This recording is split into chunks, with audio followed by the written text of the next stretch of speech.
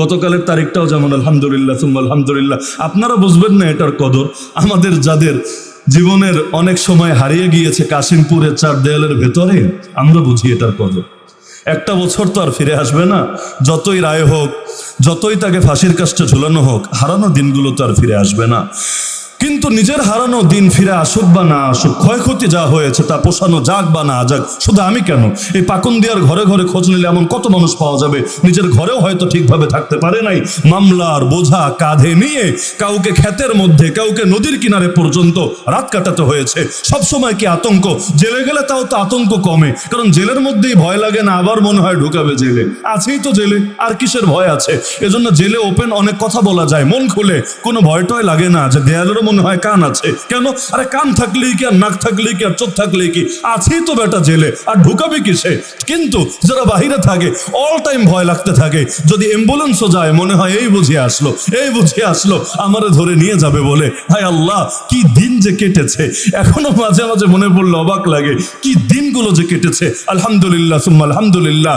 যেদিন হাজ্জাজ বিন ইউসুফ মারা যায়, এই সংবাদ যখন হাসান বসরির কানে পৌঁছায়, হাসান বসরির নাম তো শুনেছেন, সঙ্গে সঙ্গে সিজদায় লুটিয়ে পড়ে, আল্লাহ তোমার হাজার শুকরিয়া, তুমি উম্মতকে একটা জালেমের হাত থেকে মুক্তি দিয়েছো। তা আমরা তো সেই হাসান বসরি উত্তরসূরি, আমরা তো সেই হাসান বসরি উত্তরসূরি। আলহামদুলিল্লাহ, দিলের মধ্যে আনন্দ কাজ করে, যদিও আমাদের হারানো ক্ষতিগুলো ফিরে আসবে না, লেকিন গোটা জাতির জন্য একটা বার্তা তো হবে যে আগামী দিনে আবারও কেউ যদি ফেরাউন হতে চায়, আবারও কেউ যদি জুলুম এবং ফ্যাসিবাদকে জিন্দা করতে চায়, ইতিহাস কাউকে মাফ করবে না, কাউকে মাফ করবে না। একদিন না একদিন, একদিন না একদিন তাদেরকেও বিচারের কাঠগড়ায় দাঁড় করাতে হবে। আজকে কাকতালীয় ভাবে আমার সামনে ছবিটা আসলো, আমরা কয়েকজন আলেম ঘুরপাক খাচ্ছি কোর্টের বারান্দায় বারান্দায়, দিলটা জুড়ায় গেল। এক সময় আমাদেরকে নিয়েছিল বারান্দায়, যে কোর্টের, ওই কোর্ট থেকে এখন তোমাদের মৃত্যুদণ্ডের রায় দেয়। আলহামদুলিল্লাহ। হ্যাঁ, যেদিন আসলেই আশুরা রোজা রাখা কি সুন্নত, আশুরা রোজা রাখা কি সুন্নত, এমনকি এক সময় তো আরো গুরুত্বপূর্ণ ছিল। রোজা রমজানের রোজা ফরজ হওয়ার আগে তো আরো গুরুত্বপূর্ণ ছিল, এখনো পর্যন্ত কিয়ামত পর্যন্ত সুন্নত। কেন সুন্নত? কেন সুন্নত? এ কারণেই সুন্নত, আল্লাহ রসুলের হাদিস খুললে দেখবেন, নবীজি হিজরত করে গেলেন মক্কা থেকে মদিনায়, গিয়ে দেখলেন সেখানে ইহুদি জাতি আছে। ইহুদি জাতি রোজা রাখে মুহররম মাসের 10 তারিখে। নবীজি জিজ্ঞেস করলেন, কি ব্যাপার, এই দিন কেন রোজা রাখো? মা হাযাল ইয়াউম আল্লাযী তাসুমুনাহু, এই দিনের তাৎপর্য কি, মহিমা কি, রহস্য কি যে দিনটা তোমরা রোজা রাখছো?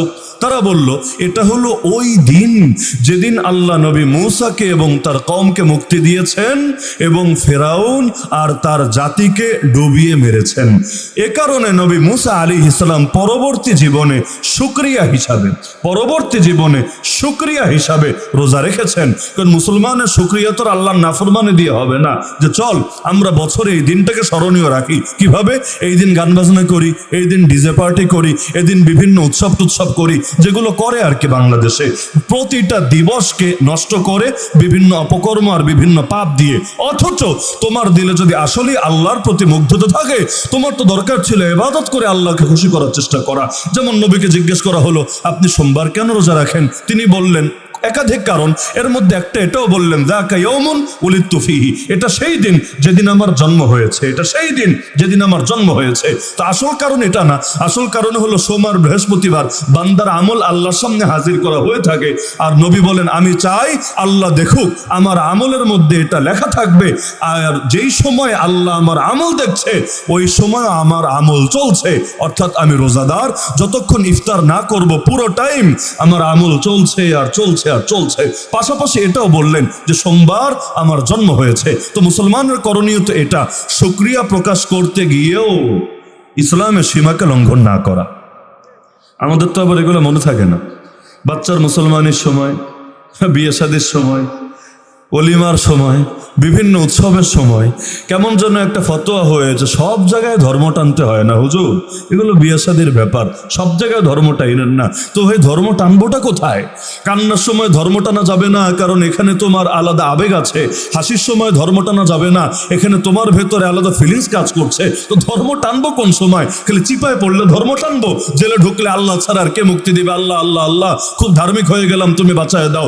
অথবা কোনো বিপদে পড়েছি, ওই সময় ধর্ম টানবো, আয় আল্লাহ তুমি ছাড়া আর কেউ পারবে না আমারে বাঁচাতে, একমাত্র তুমি রক্ষাকর্তা, তোমার সাহায্য প্রার্থী হলাম। আর এগুলোর তো ধর্ম মানা বলে না, এগুলোকে ধর্ম ব্যবহার করা বলে, ধর্মকে কাজে লাগিয়ে আল্লাহর থেকে কিছু সুবিধা হাসিল করা। যেমন কিছু মানুষ আছে কোরআনকে হেদায়েতের কিতাব মানে না, তবে কোরআন থেকে আবার বরকত নিতে নারাজ না। অর্থাৎ তার বাবা মারা গিয়েছে, লাগা কোরআন খতম, বিদেশের ভিসা হচ্ছে না, আরে লাগা কোরআন খতম, আরে কোনো একটা বিপদ কোনোভাবেই দূর হচ্ছে না, লাগে কোরআন খতম। কিন্তু তাকে বলবেন কোরআন দিয়ে জীবন গড়, কোরআন দিয়ে পরিবার গড়, কোরআন দিয়ে ব্যবসা কর, কোরআন দিয়ে তোর প্রতিটা জিনিস সাজা, তখন বলবে না না এটা তো পারবো না। তাহলে কোরআন কেমন যেন তার কাছে শুধু বিপদ থেকে বাঁচার জাস্ট একটা মাধ্যম, আর বিপদ কেটে গেলে তখন আর কোরআনের কথা মনে থাকে না।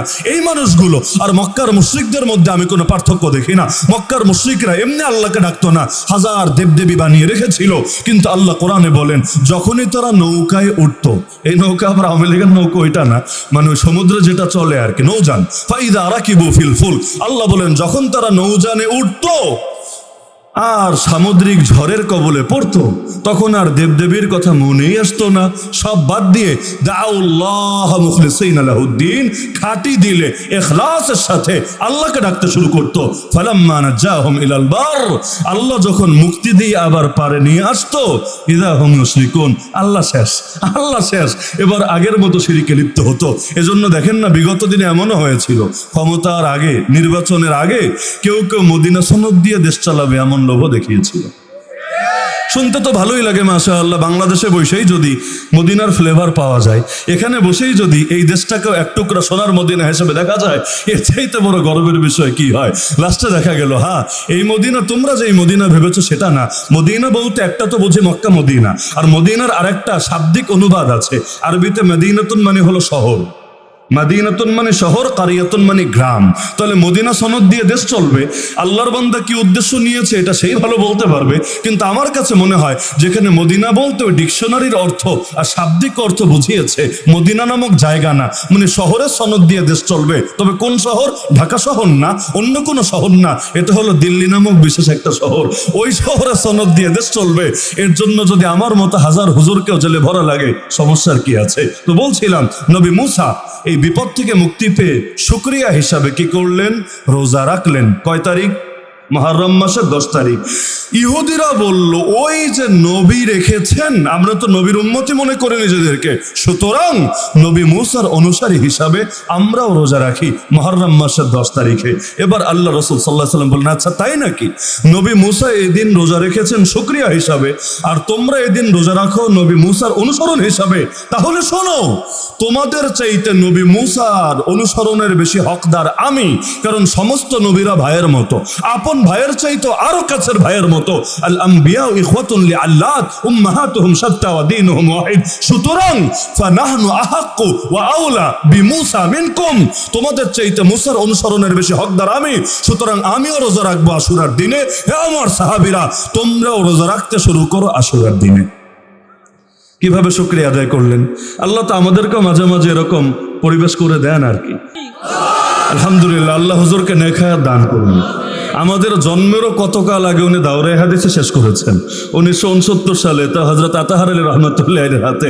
আলহামদুলিল্লাহ এই বয়সে আল্লাহ তাআলা যে জজবা তার ভেতরে রেখেছেন, ঈমানের যে আগুন তার ভেতরে রেখেছেন, সুবহানাল্লাহ, এগুলোই যদি আমরা নবীন প্রজন্ম ধারণ করতে পারি, আগামীর বাংলাদেশ পরিবর্তন হবেই হবে ইনশাআল্লাহ।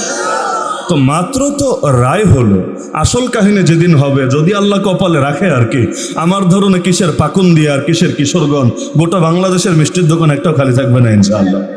তো যে প্রসঙ্গে বলছিলাম যে আল্লাহ রাসূল সাল্লাল্লাহু আলাইহি ওয়াসাল্লাম তিনি হলেন রুহানি পিতা। তো জন্মদাতার পিতার গুরুত্ব বেশি না রুহানি পিতার গুরুত্ব তার চাইতেও বেশি? জন্মদাতা পিতার গুরুত্ব বেশি না রুহানি পিতার গুরুত্ব তার চাইতেও বেশি? জন্ম তো আবু লাহাবও লাভ করেছিল, কি হয়েছে? জন্ম তো আবু জাহালও লাভ করেছিল, কি হয়েছে? কিন্তু রুহানি পুনর্জন্ম না হওয়ার কারণে তাদেরকে জাহান্নামের ইন্ধনে পরিণত হতে হয়েছে। আল্লাহ প্রথমে বললেন মুহাম্মদ সাল্লাল্লাহু আলাইহি ওয়াসাল্লাম তোমাদের কোনো প্রাপ্ত বয়স্ক পুরুষের পিতা নন, তবে তিনি আল্লাহর রাসূল এবং সর্বশেষ নবী, ওয়া খাতামান নবিয়্যিন, সর্বশেষ নবী। চিন্তার বিষয় হলো আমার নবী নবুয়ত পাওয়ার হিসাবে তিনি কিন্তু সর্বশেষ নবী না, সর্বপ্রথম নবী। আমার নবী নবুয়ত পাওয়ার হিসাবে সর্বশেষ নবী না, বরং সর্বপ্রথম নবী। তো দুনিয়াতে আসার সিরিয়ালে তিনি সর্বশেষ নবী। উদাহরণ দিলে বুঝবেন। এই যে মাহফিলগুলো হয় না, যেহেতু এটা মাহফিল দিয়ে উদাহরণ দিই। মাহফিলের ডেটগুলো করে কিভাবে? মনে করেন প্রথমে একজন আলোচক একজন বক্তাকে গিয়ে বলল, হুজুর আপনি ডেট দেন। তিনি ডায়েরি দেখে একটা ডেট দিলেন। তাকে বলে দেয়, হুজুর দাওয়াত দিলাম আপনাকে সবার আগে, ডেটটা নিলাম আপনার থেকে, ডেটটা চূড়ান্ত করলাম আপনার ডেটে, তবে আপনাকে বয়ান করতে হবে সবার শেষে। হয় না অনেক সময়? দাওয়াত দিল কিন্তু সবার আগে, কিন্তু ওনাকে মঞ্চে উঠাবে সবার পরে। এমন হয় কি না? তা আমার নবীকে নবুয়ত দেওয়া হয়েছে সবার পরে না, বরং আমার নবীকে নবুয়ত দেওয়া হয়েছে সবার আগে। কিন্তু আসার সিরিয়ালে আল্লাহ তাকে রেখেছেন সবার পরে। তাহলে আমার নবী খালি খাতামুন নবীন না, আমার নবী খালি সর্বশেষ নবী না, আমার নবী সর্বপ্রথম নবীও, আমার নবী সর্বশেষ নবীও।